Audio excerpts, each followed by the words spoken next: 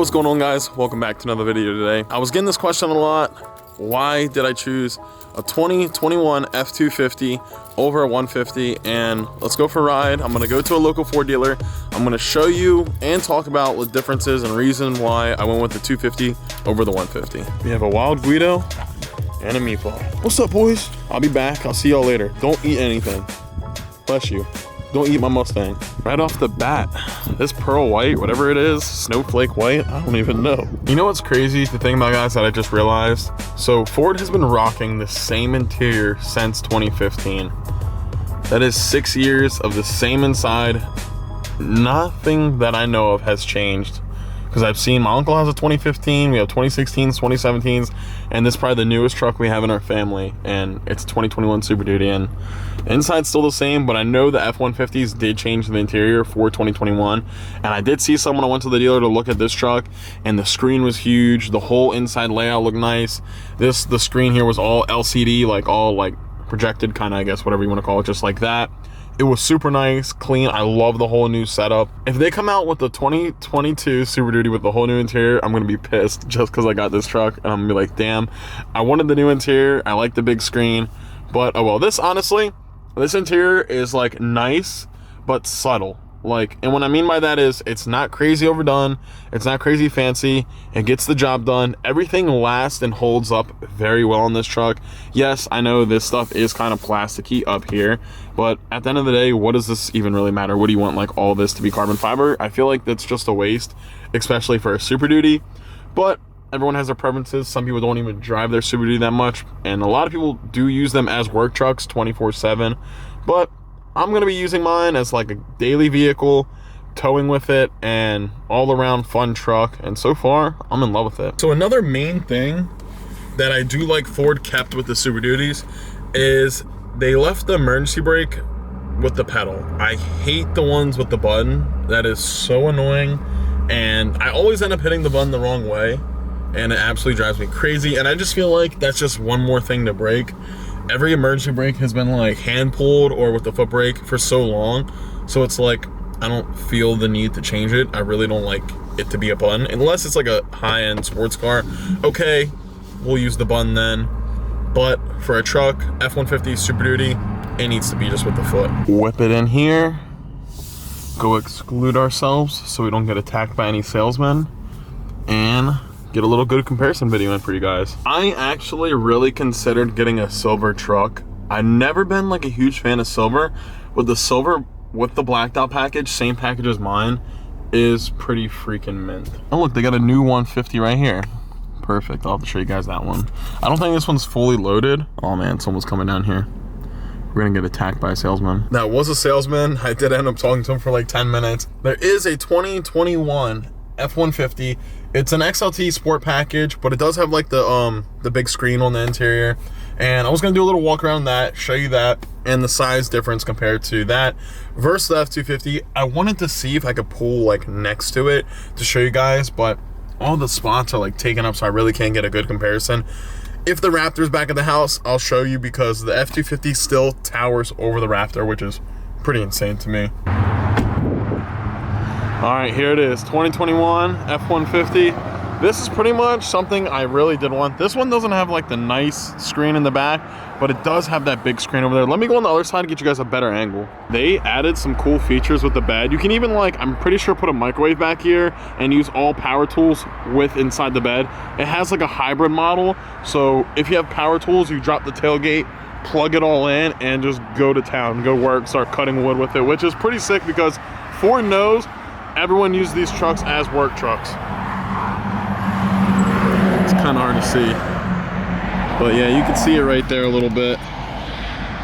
Yeah, there's a better angle. The screen is huge. I think it's 12 inches wide. Right off the bat, you can see this truck compared to the 150 does sit a whole lot higher. I mean, God, I literally fell in love with this truck.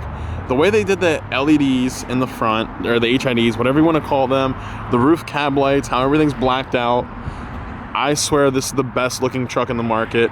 But I gotta give it to Dodge. I'm not gonna lie. I rode in my buddy Noah's 2500 Cummins.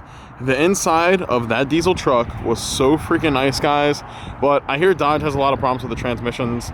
That's another reason why I didn't want to go with Dodge. And you know, blue Oval Mafia Ford gang till I die, so that's just how it's gonna stay. They got a Tremor over here. This is like one of the trucks I was looking at because they come perfectly leveled from the factory.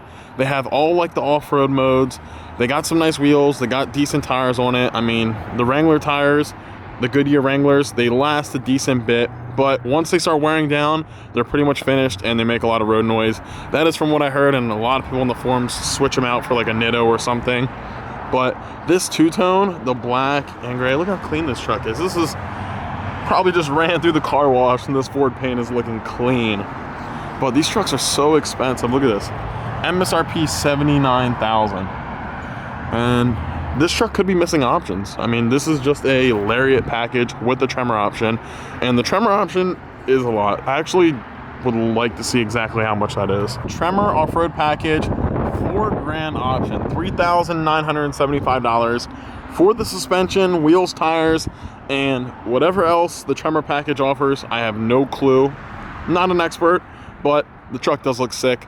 I don't know if it's worth the $4,000, but I would like to drive another Tremor because I did drive a black one and the truck rode nice. It felt good. Felt like it did ride a whole lot softer than that one, which was great because the 250s and 350s and up, you know, they add another leaf spring, so it does ride a lot stiffer.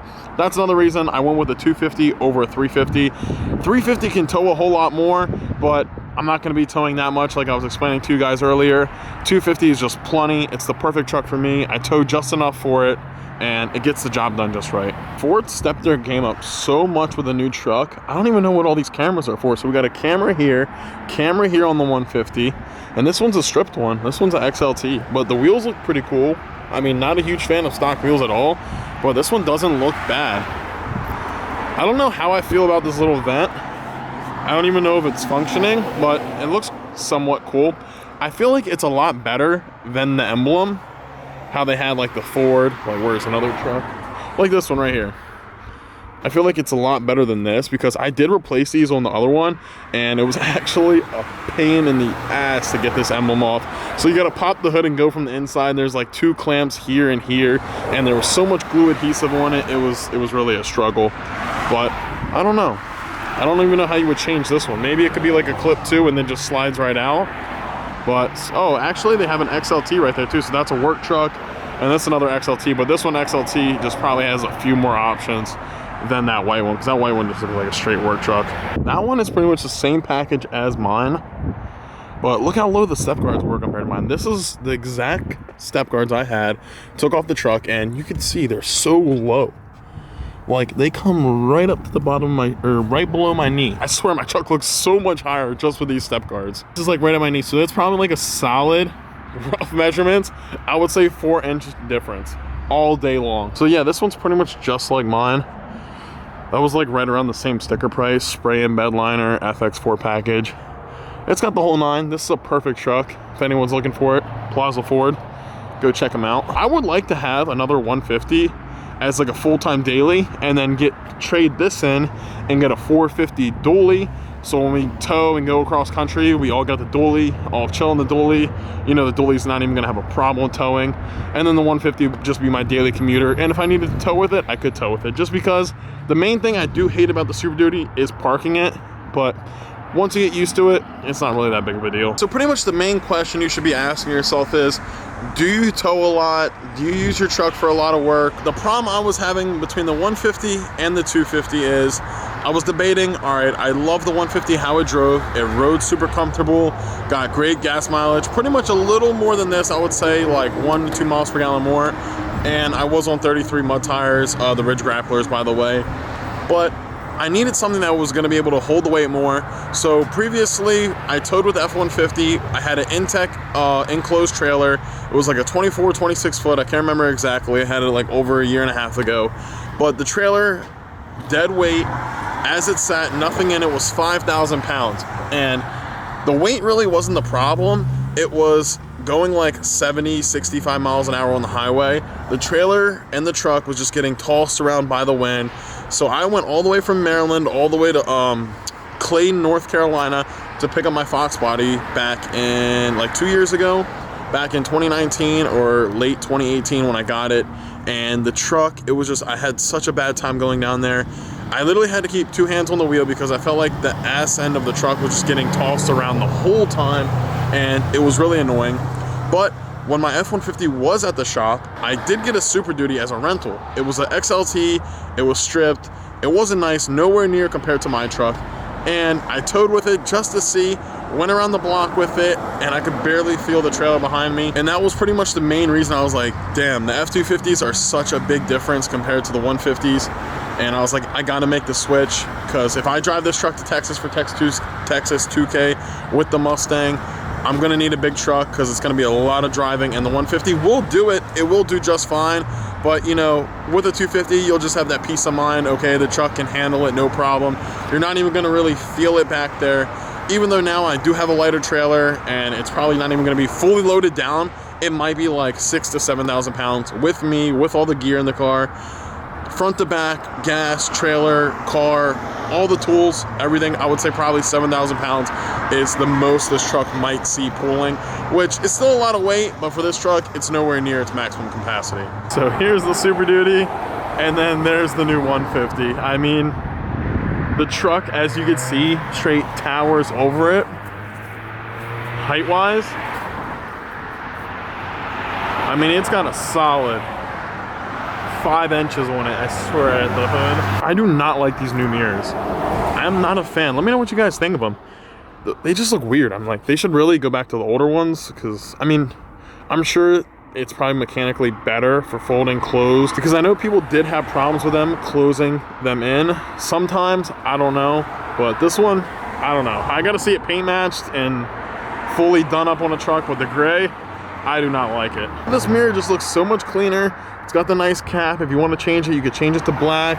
Subtle, rotates in. They got the camera underneath. This one looks good. I really do love this body style. But guys, if you're making the choice, I would go Super Duty 10 times out of 10. If you drive in an area where it's pretty tight to park, you got to go in parking garages, and you really don't tow that much, the F-150 is probably going to be the best choice for you at the end of the day, just because it's going to be more easy to get in and out of places. And unlike the 250, turning radius isn't as good.